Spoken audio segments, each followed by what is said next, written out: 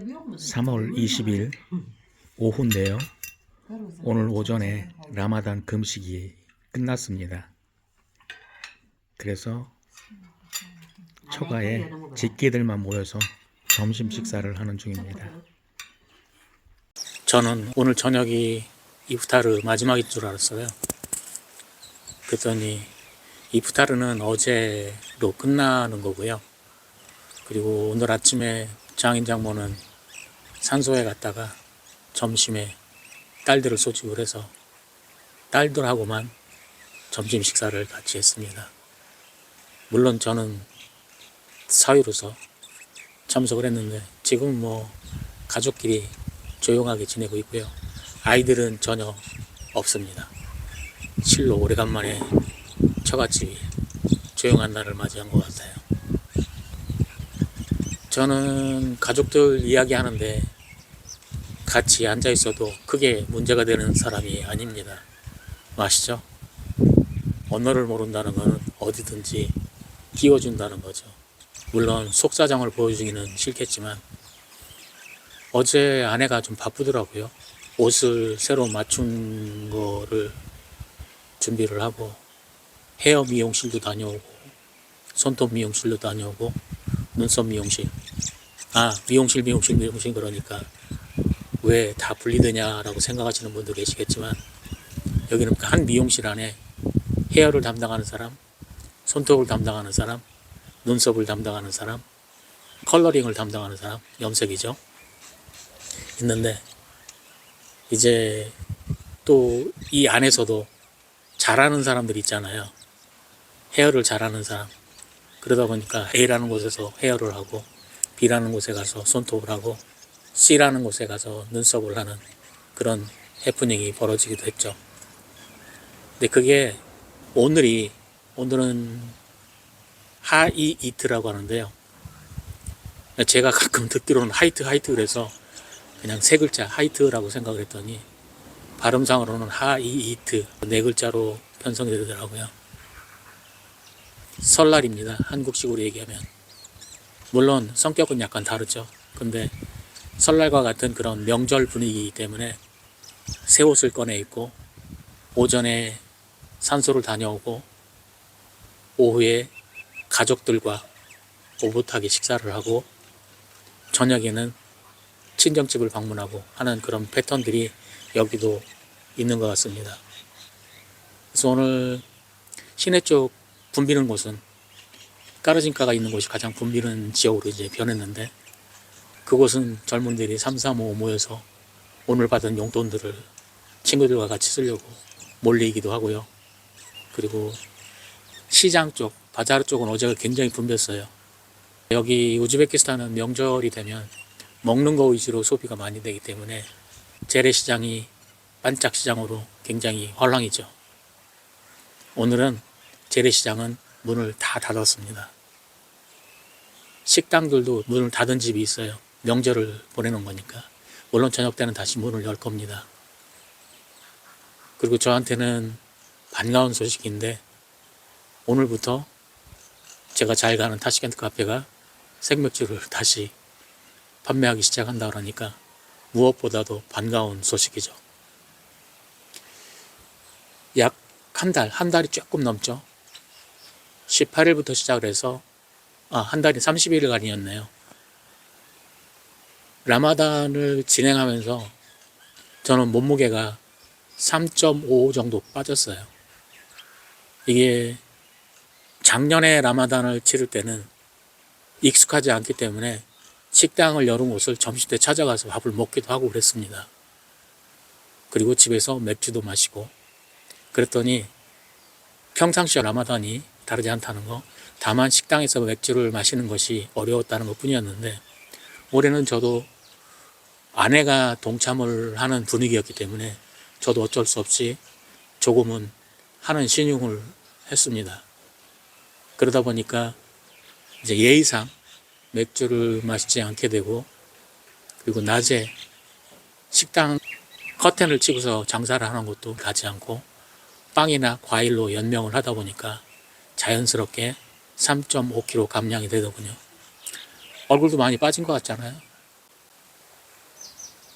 좀 초췌해진 느낌이 들기도 하지만 살이 많이 정리돼서 그런지 혈압약이 하루 이틀 빼먹어도 크게 문제가 되지 않는다는 것도 알게 됐고, 제가 혈압, 당뇨, 고지혈 약을 먹고 있는데 특히 혈압약은 하루 이틀 빼먹어도 크게 문제가 되지 않는 것처럼 느껴지더라고요.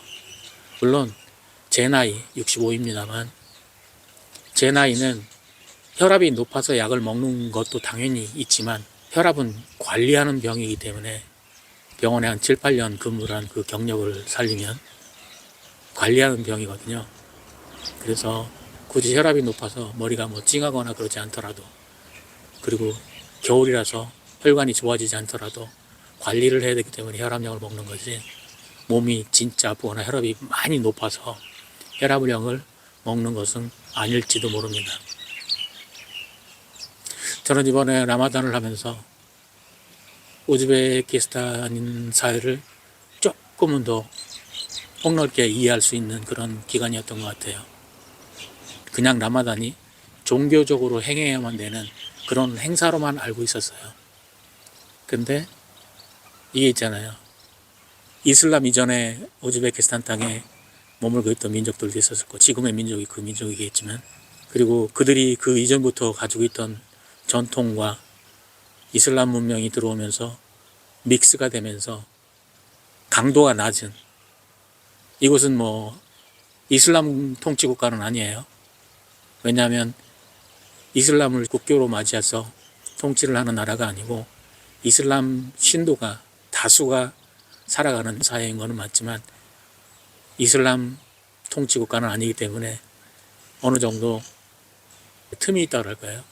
그러다 보니까 강력한 종교적 어떤 행사라기보다는 전통과 어우러져서 돌아가신 조상들을 기리고 친인척들이 모두 모이고 동네 사람들도 모이고 기도를 하고 같이 밥을 먹고 하는 대단히 강력한 단결을 의미한다고 저는 생각합니다.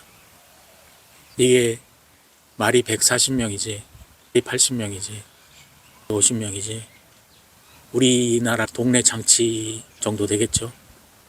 물론 우리나라도 그 정도의 그 끈끈함과 결속력은 있는 나라입니다. 그러니까 한강의 기적이 만들어지고 땅땅 땅땅 땅 대한민국, 이게 가능한 나라인 거죠. 많이 배웠습니다.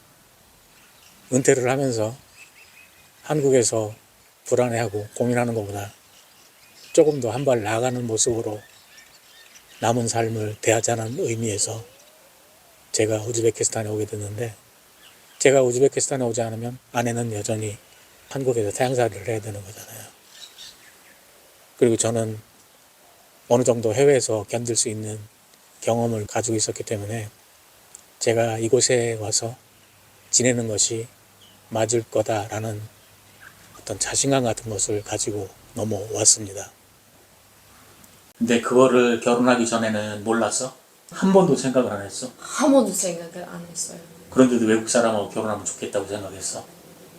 한국에 가자마자 10일 오 한국이다, 오 한국, 오 한국, 그렇게 생각이 있는데 10일 지나면 3개월 계속 울기는 건 아니지. 계속 울었어. 계속 아팠어. 나 정말 몰랐었어. 외국에 사는 건 이렇게 힘들게. 아빠가 우즈베키스탄에 와서 살 때 여보처럼 힘들 거라고 생각해 본 적이 있어?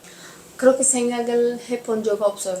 아빠도 힘들 수 있어요. 왜냐하면 아빠 나라 아닙니다. 아빠는 나처럼 힘들지 못해. 왜? 왜냐하면 아빠는 열하는 외국에 다녀오는 사람이니까. 그냥 여보가 힘들어하고 내가 은퇴를 하니까 네. 여기로 오게 된 거고, 네. 여보하고 결혼할 때도 은퇴를 하게 되면 우즈베키스탄에 와서 살 거니까 네. 나하고 결혼해줘 라고 얘기를 했기 때문에 그 약속을 지키는 거잖아. 네. 질문했어요. 응. 왜 외국 사람하고 결혼하고 싶었어요? 많은 나라를 돌아다녔잖아. 네. 그리고 살기도 했었고 편한 거는 한국 사람이 편해. 네. 한국에만 있으신 분들은 해외를 돌아다니는 사람들을 이해를 못해. 쉽게 얘기하면 방랑벽이고 이것이 위태위태하다고 생각하는 경향이 좀 있어. 나 부드러운 여자처럼 보았어? 되게 말수가 없는 사람으로 보았지. 그래, 맞아요.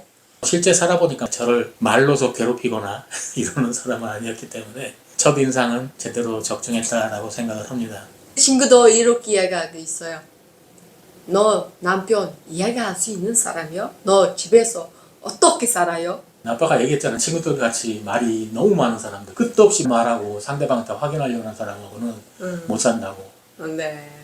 근데 친구들도 나한테 그랬잖아. 네. 나 이렇게 말이 없는 사람하고는 살기 싫어요. 살기 싫다고 얘기했어요. 해외를 혼자 돌아다니고 혼자 임무 수행을 하다가 보니까 말을 하는 것보다 사색을 하는 시간들이 더 많아졌던 것 같아요. 네. 그리고 해외에서 자기 보호를 해야 되기 때문에 많은 사람을 만나서 교류 관계를 넓히는 것보다 단기간에 성사시키는 것을 목적으로 일을 해왔기 때문에 그렇게 변한 것 같습니다. 이거는 아마 태생적으로 그런 사람이었기 때문에 그렇지 않을까라는 생각도 해봅니다. 네. 그래서 나부터 아빠한테 외국에 살기 쉽게 있어요. 그러니까 여보가 처음에 한국에 와서 생각한 것보다는 힘들어하기 때문에 아빠가 3개월에 한 번씩 우즈베키스탄에 보내준 거잖아. 네. 저도 같이 동행하기도 하고. 저는 처음부터 와이프가 한국에 계속 살아야 된다고 생각해 본 적은 없어요. 그렇기 때문에 우즈베키스탄에 3개월에 한 번 정도씩 날라오는 거에 대해서 특별히 저항감도 없었고, 그리고 그것이 일정하게 견딜 만큼 이루어지면 언젠가는 정착할 수 있을 거라고 생각을 했는데, 그 전에 아내가 한국에 익숙해지기 전에 제가 은퇴를 할 수밖에 없었던 사건이 벌어져서 결혼 전에 약속을 했었던, 내가 은퇴를 하게 되면 우즈베키스탄에 와서 살아도 된다, 살겠다 라는 약속을 수행하는 과정에서 여기까지 오게 된 겁니다. 오늘은 여기서 마칠게요. 네. 이거 서야지.